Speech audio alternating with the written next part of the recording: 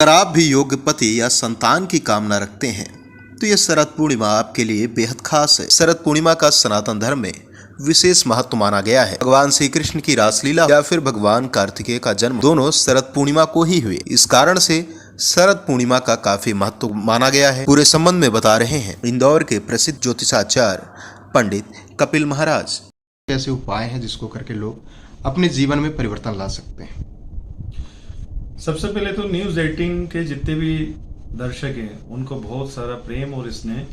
कहा जाता है शरद पूर्णिमा पे जो मैं आज आपको बतलाने वाला हूँ, एक तो उसकी वैज्ञानिक मान्यता और दूसरी उसकी आध्यात्मिक जो हम लोग पौराणिक मान्यताएं जो कही गई है उसके अनुसार मैं आपको बताऊंगा। वैज्ञानिक मान्यता ये कही गई है कि शरद पूर्णिमा के दिन चंद्रमा जो रहता है धरती के बहुत समीप रहता है, तो जिसके कारण चंद्रमा से निकलने वाली जो अमृत धाराएं हैं वो हमारे शरीर में प्रविष्ट करती है, जिससे शरीर जो रहता है निरोगी काया को प्रदान करता है। इसलिए शरद पूर्णिमा के दिन आपने देखा होगा कि 90% लोग अपने घर की छतों पे खीर रखते हैं बनाकर, ताकि उसके अंदर चंद्रमा की किरणें पड़े और हमारे शरीर से लड़ने के लिए रोग प्रतिरोधक क्षमताएं वो बढ़नी चाहिए। तो जिसके कारण हम लोग वो खीर जो रहती है नेक्स्ट डे सुबह को हम लोग उनको पान कर लेते हैं, जिससे हमारा शरीर स्वस्थ होता है। दूसरा, अगर आध्यात्मिक और माइथोलॉजिकल के हिसाब से अगर देखेंगे कि कहा जाता है कि शरद पूर्णिमा के दिन भगवान कृष्ण ने महारास रचाया था।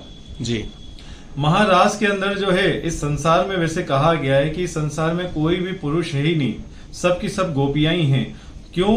क्योंकि भगवान शिव भी जब रास में जा रहे थे तब उनको भी गोपी का रूप धारण करके जाना पड़ा था, इसलिए वो गोपेश्वर महादेव भी कहलाए थे।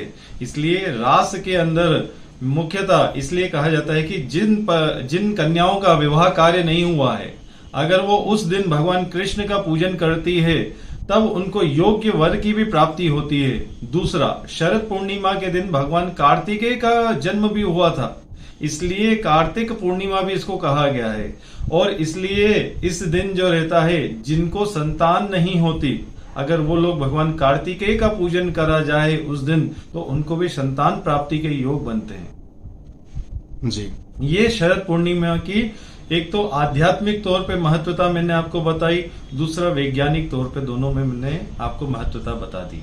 जी, शरद पूर्णिमा के दिन अगर जो व्यक्ति असाध्य रोगों से लड़ रहा है उसे स्वस्थ होना है, तो ऐसे व्यक्ति को शरद पूर्णिमा के दिन चंद्रमा के समीप, यानी कहा गया है कि छत पे जाकर सोना चाहिए।